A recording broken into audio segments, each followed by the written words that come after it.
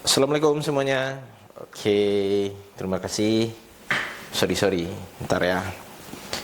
Kita ketemu di video ini ya untuk membahas materi pertama terkait eh, perkembangan dan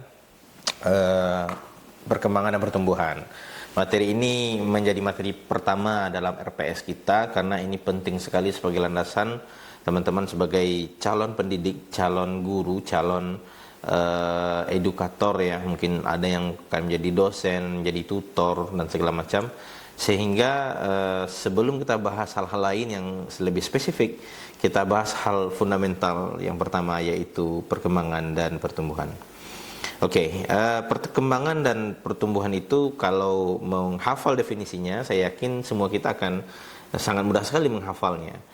Kita akan dapat nilai A untuk pengertian. Tetapi ketika berhadapan dengan siswa nanti secara nyata di kelas, di waktu PL, atau malahan nanti ketika sudah bekerja, disinilah pemahaman tadi itu diuji. Apakah betul-betul memahami pertumbuhan dan perkembangan atau keliru membaca individu yang kita anggap, kita sebut sebagai peserta didik ini.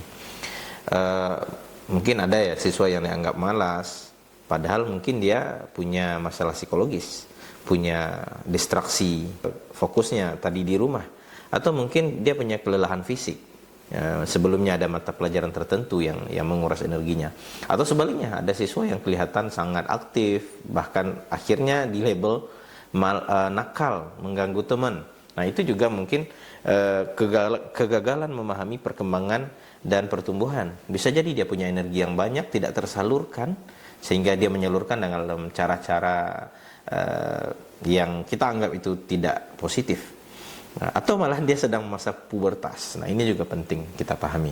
Jadi kita tidak bisa meletakkan masalah itu hanya pada niat siswa itu, tapi juga pada cara kita memahami perkembangan dan pertumbuhan siswa kita. Oke, jadi di video ini kita akan bahas dua hal itu ya, dan mungkin kalau kita rujuk buku, bisa dirujuk beberapa buku. Salah satunya nanti kita akan bahas student development. Nah, kita akan lihat perkembangan fisik di masa sekolah, lalu juga kita akan lihat apa saja perkembangan psikisnya, atau nanti kita bahas perkembangan dan pertumbuhan itu secara terpisah ya, tujuannya seperti apa. Kemudian supaya kita tidak terburu-buru melabel siswa, kita memahami akar masalah dari perkembangan dan pertumbuhan yang terjadi. Kita akan singgung juga mungkin adanya perbedaan-perbedaan individu yang mungkin kita temui di kelas-kelas kita. Nah, pertanyaan sekarang adalah mengapa guru perlu memahami perkembangan peserta didik? Oke, peserta didik itu jangan kita anggap mereka itu seperti orang dewasa dalam versi mini. Tidak seperti itu ya. Perkembangan mempengaruhi kesiapan belajar, mempengaruhi emosi, juga mempengaruhi cara merespon interaksi, termasuk interaksi dengan guru, tuntutan tugas, pertanyaan kita. Dan banyak konflik di kelas itu sebenarnya bukan masalah sikap, tapi masalah ketidaksesuaian antara tuntutan yang kita berikan dengan tahap perkembangan yang sedang dialami, dan masing-masing siswa punya perkembangan yang berbeda-beda. Nah, ingat baik-baik bahwa memahami perkembangan bukan berarti membenarkan maladaptive behavior atau perilaku yang tidak baik di antara mereka juga. Jadi ada benang yang sangat halus di antara dua hal ini. Kita melihat sesuatu kondisi siswa itu sebagai perkembangan atau efek dari perkembangan, atau kita melihat itu sebagai sebuah perilaku yang dalam kerangka norma tidak sesuai. Nah, ini juga perlu kita letakkan pada porsinya masing-masing. Jadi kita pahami ini biar kita tidak salah langkah, terlalu fleksibel kepada kesalahan siswa, atau kita terlalu rigid sehingga semua tingkah laku yang tidak sesuai itu langsung dijudge sebagai perilaku nakal atau akhlak yang tidak baik. Nah, guna itu kita pelajari ini agar menjadi guru yang profesional dan guru yang dicintai oleh siswa-siswa kita nantinya. Baik, teman-teman semua, dua hal penting ini, pertumbuhan dan perkembangan itu kita lihat dari sisi kualitatif dan kuantitatif. Pertumbuhan itu adalah perubahan fisik yang sifatnya kuantitatif. Dia ada yang bertambah panjang, bertambah tinggi, bertambah jumlah giginya, bertambah jumlahnya, tinggi badannya bertambah, berat badannya juga bertambah. Nah itu pertumbuhan. Sedangkan perkembangan itu berbeda. Perkembangan itu sifatnya lebih kualitatif dan mayoritas itu dalam aspek-aspek psikofisik. Contohnya emosi, kematangan menghadapi hal-hal yang mengundang emosi, ya, sedih, gimana menghadapi sedih, ketika dicurangi teman, ketika meminjam barang tapi tidak dikembalikan, marahnya seperti apa, ketidaksukaannya seperti apa, ekspresi ketika dia sedih seperti apa, ekspresi ketika dia marah itu seperti apa. Semua itu adalah contoh perkembangan. Contoh yang lain juga mungkin cara berpikir, ya, menghadapi sebuah masalah, kemudian dia dituntut memecahkan masalah tersebut, mencari alternatif agar hal itu teratasi. Nah, cara dia memilih mengatasi masalah, problem solving, ya, dalam skala siswa, ya, itu juga perkembangan. Ada siswa yang mentok dalam satu cara lalu dia menyerah, itu perkembangan. Atau dia berusaha sehingga ditemukan jalan lain yang kreatif, yang tidak seperti biasanya, itu perkembangan. Nah, termasuk juga dalam hal ini kontrol diri, mengontrol dirinya agar tidak melakukan hal yang melukai orang, mengganggu orang, dan seterusnya. Nah, dalam pendidikan, pertumbuhan dan perkembangan ini tidak bisa dipisahkan. Karena ketika dia masuk ke sekolah, kalau nanti teman-teman ada yang di SD, di SMP, yang di SMA, ketika dia masuk, pertumbuhan dan perkembangan itu berjalan. Walaupun tidak seiring, tapi dia dalam masa kita menjadi guru, mendampingi mereka di kelas, terjadi perubahan dalam perkembangan, terjadi perubahan dalam pertumbuhan. Oke. Nah, kita sedikit fokus pada physical development atau perkembangan fisik, atau kita sebut dengan pertumbuhan, ya. Di masa sekolah itu peserta didik itu punya pertumbuhan yang signifikan sekali secara fisik, ya. Ini biasanya coba kita lihat dari SD kelas 1 tiba-tiba nanti kelas 6 itu perubahannya sangat besar sekali. SMP kelas 7, SMP kelas 9 perubahannya juga signifikan, baik laki-laki maupun perempuan. Nah, perlu diingat, tempo perkembangan itu berbeda-beda. Jadi ada siswa yang cepat berkembang, bertumbuh, ya. Ada yang agak lambat. Ada siswa yang tinggi badannya ketika masuk itu di bawah temannya, tapi kelas 9 dia yang lebih dari yang lain. Itu muncul dan itu normal. Masalah muncul itu ketika perbedaan ini disalahartikan, lalu perbedaan-perbedaan itu dianggap sebagai atau dijadikan sebagai label-label tertentu. Ini hal yang kita tidak inginkan terjadi di lingkungan belajar yang kita pimpin, apalagi kalau kita sendiri yang punya pandangan seperti itu. Dan juga jangan artikan perbedaan itu sebagai perbedaan kemampuan. Nah, ini kadang-kadang bagi kita itu muncul menjadi sebuah kalimat saja, tapi bagi peserta didik itu menjadi hal yang sangat mendalam bagi dia, dan itu mempengaruhi bisa jadi kepercayaan dirinya, bisa jadi self esteem, dan juga mungkin bagaimana dia menganggap dirinya di masa depan. Itu sangat berpengaruh, teman-teman.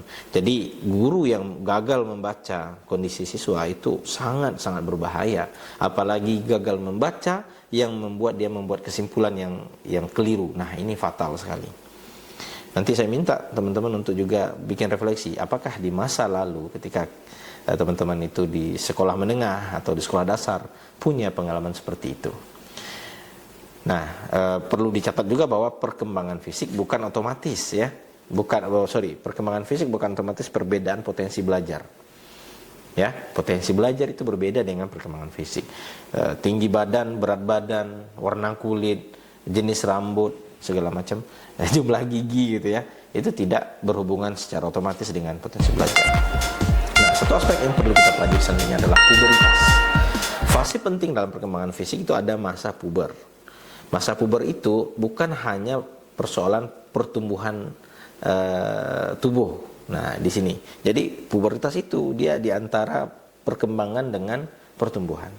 Jadi selain perubahan tubuh ya, mungkin dari tidak ada menjadi ada, tidak ada kumis menjadi ada kumis, ini siswa-siswa kita.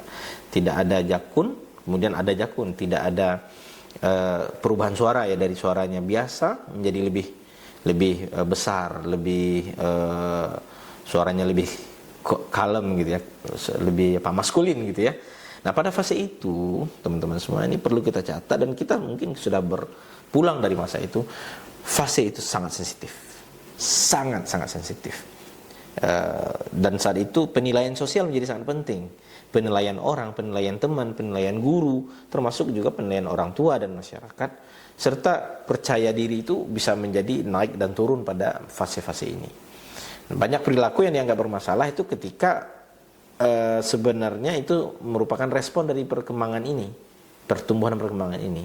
Mencari perhatian misalnya, bisa jadi mencari perhatian lawan jenis, atau menunjukkan dominasi ke teman-teman sesama jenis, atau rebellion ya, membangkang perilaku siswa yang dengan gurunya itu ya tanggung, dilawan gua habisi langsung. Wah, Masya Allah ya.